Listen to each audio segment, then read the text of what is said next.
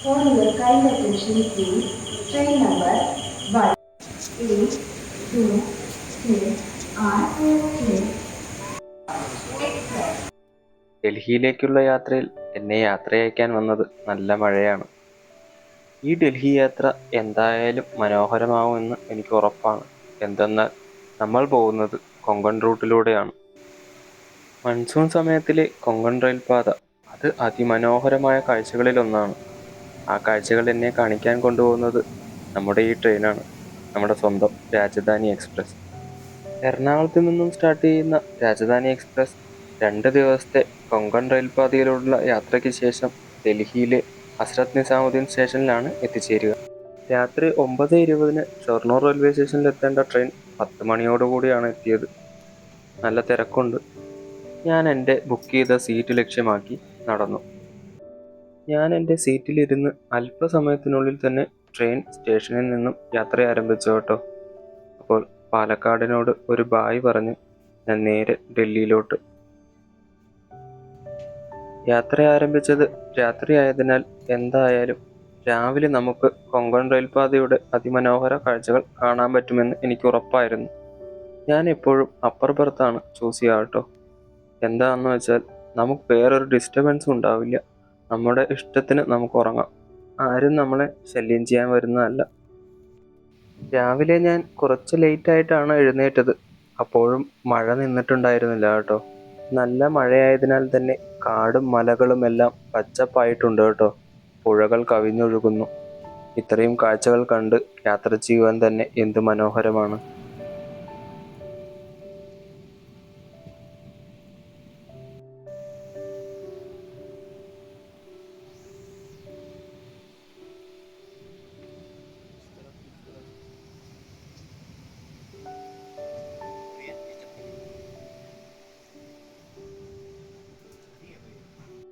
പുറത്തെ കാഴ്ചകൾ അതിമനോഹരമാണ്.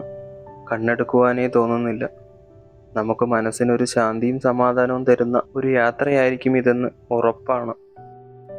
കൃത്യം 1 മണിക്ക് തന്നെ ലഞ്ച് വന്നു കേട്ടോ. രാജധാനിയിൽ ട്രെയിനിൽ തന്നെ സെർവ് ചെയ്യുന്നതാണ്. ലഞ്ച് കഴിച്ചു കഴിഞ്ഞ് ഞാൻ പുറത്തോട്ട് തന്നെ കണ്ണിടറാതെ നോക്കിയിരുന്നു. അത്രയും മനോഹരമായിരുന്നു പുറത്തെ കാഴ്ചകൾ. പ്രകൃതിയുടെ ഭംഗി കണ്ടറിയുവാൻ ഈ കൊങ്കൺ റെയിൽപാത നിങ്ങളെ വളരെയധികം സഹായിക്കും കേട്ടോ. കണ്ണിൽ കാണുന്നതെല്ലാം വിസ്മയങ്ങളാണ്.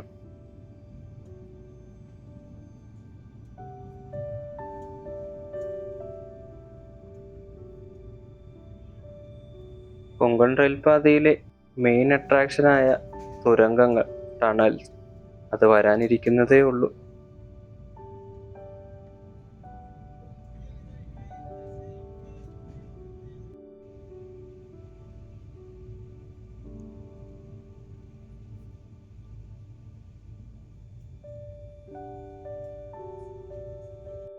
ട്രെയിൻ ഗോവയിലെ മഡ്ഗോൺ റെയിൽവേ സ്റ്റേഷനിൽ എത്താറായിട്ടുണ്ട് കേട്ടോ.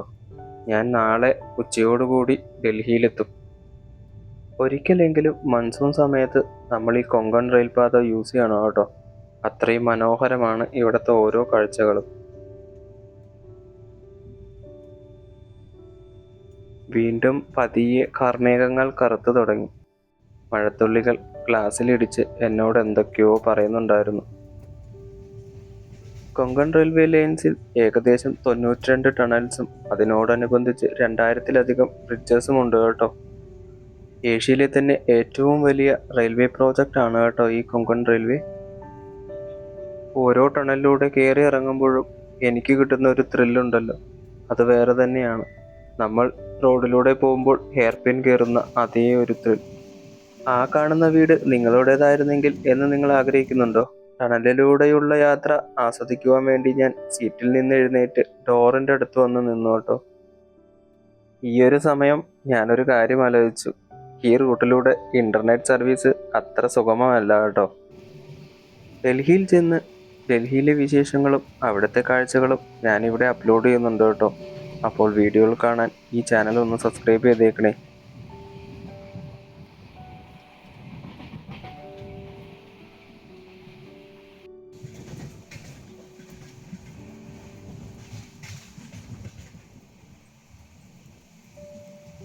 ഇന്റർനെറ്റിന്റെ ആക്സസിബിലിറ്റി വളരെ കുറവായതിനാൽ തന്നെ നമുക്ക് ഈ കൊങ്കൺ റെയിൽവേ പാത വളരെയധികം ആസ്വദിക്കാൻ കഴിയുക കേട്ടോ.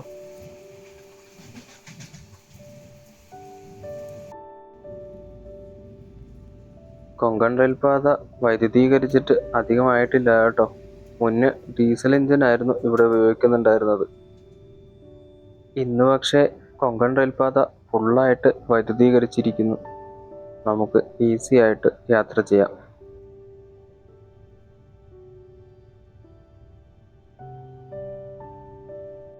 ഇതുപോലുള്ള ചെറു ചെറു വെള്ളച്ചാട്ടങ്ങളും മലകളും തുരങ്കങ്ങളുമാണ് കൊങ്കൺ റെയിൽവേയുടെ ഏറ്റവും വലിയ പ്രത്യേകത കേട്ടോ.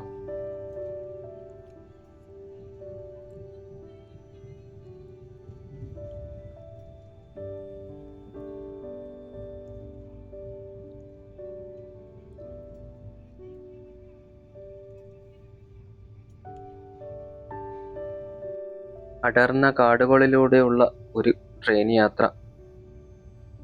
ഇത് AC കോച്ചായതിനാൽ ഗ്ലാസ് ഇതിൻ്റെ ഒരു ഭംഗി കുറയ്ക്കുന്നുണ്ട്. ഒരുപാട് അധികം ട്രാവൽ ചെയ്യാനുണ്ടെങ്കിൽ AC കോച്ചുകളാണ് ഒന്നുകൂടെ നല്ലത് കേട്ടോ. പാറകളിൽ ഇങ്ങനെ ഇരുമ്പ് വല ഇടുന്നതിൻ്റെ പ്രത്യേകത എന്താണെന്ന് നിങ്ങൾക്കറിയാമോ? ഇതിന് 2 ഉപയോഗങ്ങളാണ് ഉള്ളതെന്നാണ് എൻ്റെ ഒരു അറിവ്. ഒന്ന്, ചെറുപാറകൾ ഉരുണ്ടു വീഴാതിരിക്കാനും പിന്നെ ഇതിൽ മണ്ണ് തടഞ്ഞു നിന്ന് ഇതുപോലെ നല്ല ഭംഗിയുള്ള പുല്ലും സസ്യങ്ങളും വളരാൻ വേണ്ടിയിട്ടാണ്.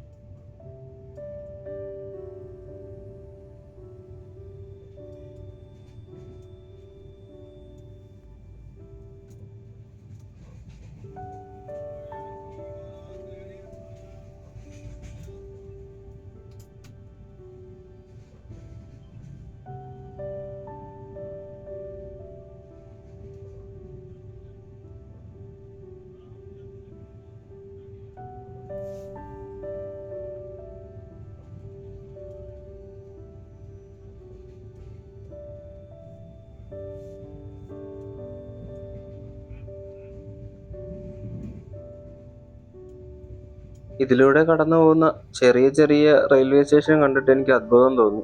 വെറും നെയിം പ്ലേറ്റും ബസ് സ്റ്റോപ്പ് പോലത്തെ ഒരു ഷെഡ് മാത്രമേ ഉള്ളൂ. ഇതൊക്കെ ഒരു റെയിൽവേ സ്റ്റേഷനായിട്ട് കൺസിഡർ ചെയ്യാൻ പറ്റുമോ? നിങ്ങളുടെ അഭിപ്രായങ്ങൾ കമൻ്റായിട്ട് രേഖപ്പെടുത്തുക കേട്ടോ.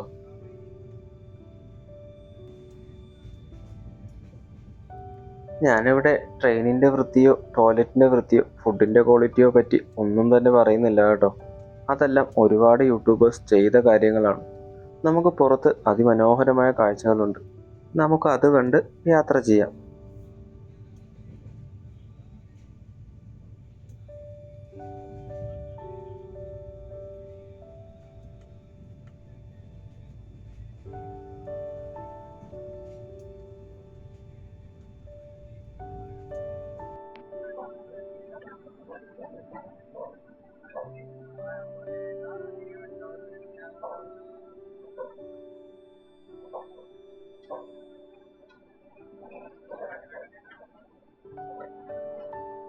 ഓരോ ടണലിലും ട്രെയിൻ കയറി ഇറങ്ങുമ്പോൾ അത് എൻ്റെ മനസ്സിൽ ഓരോ ഓർമ്മകളായി രേഖപ്പെടുത്തുകയായിരുന്നു.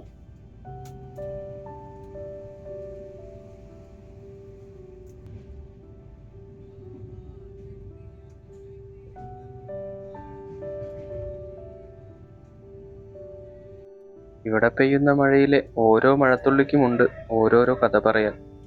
ആ കഥകളും കാടിൻ്റെ ഭംഗിയും തലയെടുപ്പോടുകൂടി നിൽക്കുന്ന മലകളും അതിലൂടെ കടന്നു പോകുന്ന തുരങ്കങ്ങളും വെള്ളച്ചാട്ടങ്ങളുമാണ് ഈ കൊങ്കൺ റെയിൽവേയുടെ മെയിൻ ഹൈലൈറ്റ്.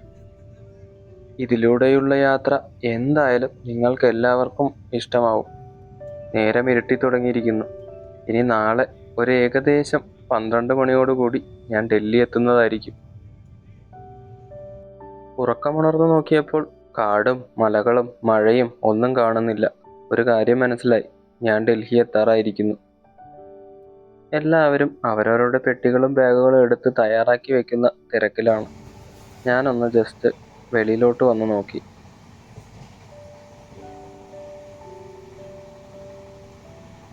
ട്രെയിനിൻ്റെ വേഗത കുറഞ്ഞിരിക്കുന്നു.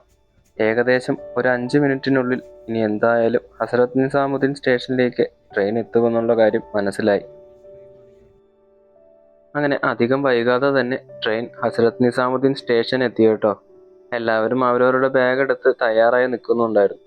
ഞാൻ പതിയെ സാവധാനത്തിൽ ഇറങ്ങിയുള്ളൂ. ട്രെയിനിന്റെ ലാസ്റ്റ് സ്റ്റോപ്പ് ഇതാണല്ലോ, പിന്നെ എന്തിനാണ് റഷ്?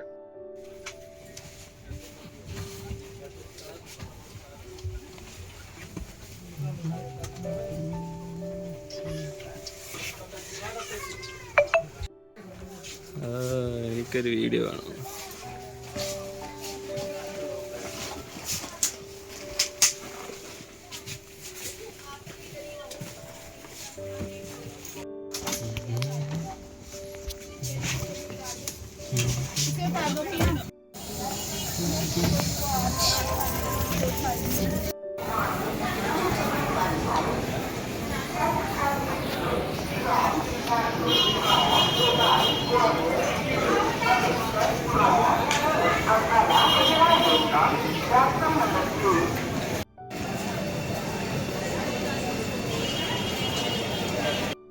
ഹസ്രത്ത് നിസാമുദ്ദീൻ സ്റ്റേഷനിൽ നിന്നും എനിക്ക് ന്യൂഡൽഹിയിലോട്ടാണ് പോകേണ്ടത്. അതിന് നമുക്ക് മെട്രോ ഉണ്ട് കേട്ടോ. ഡൽഹി മെട്രോ വളരെയധികം വലിയ ഒരു മെട്രോ ആണ് കേട്ടോ. ഇന്ത്യയിലെ തന്നെ ഏറ്റവും വലിയ മെട്രോ ആണ് ഡൽഹി മെട്രോ എന്നാണ് എനിക്ക് തോന്നുന്നത്. ഡൽഹിയിലെ സ്ഥലപരിമിതികൾ മൂലം ഇവിടെ കൂടുതലും അണ്ടർഗ്രൗണ്ട് മെട്രോ ആണ് കേട്ടോ.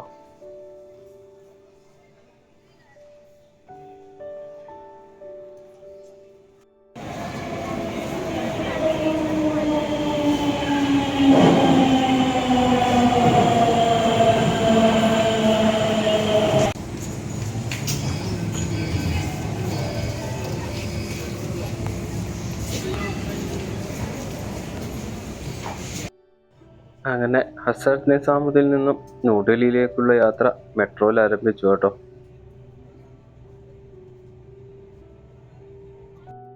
മെട്രോയിൽ നിന്നിറങ്ങി ഞാൻ നേരെ വന്നത് ഞാൻ ബുക്ക് ചെയ്ത ഹരിപ്പിയോർക്ക് എന്ന ഹോട്ടലിലേക്കാണ് കേട്ടോ. ഇതാണ് അപ്പോൾ എനിക്ക് കിട്ടിയ മുറി കേട്ടോ. ഇനി ഡൽഹിയിലെ വിശേഷങ്ങളും കാഴ്ചകളും ഞാൻ അടുത്ത വീഡിയോകളിലായിട്ട് ഇടുന്നുണ്ട്. സോ വീഡിയോകൾ കാണുവാൻ വേണ്ടി ഈ ചാനലൊന്ന് സബ്സ്ക്രൈബ് ചെയ്യുക കേട്ടോ. ഇനിയൊന്ന് നന്നായി റെസ്റ്റ് എടുക്കണം. റെസ്റ്റ് എടുത്ത് ഇനി ഡൽഹിയിലെ വിശേഷങ്ങളും ഇവിടുത്തെ കാഴ്ചകളുമായിട്ട് നമുക്ക് അടുത്ത വീഡിയോയിൽ കാണാം.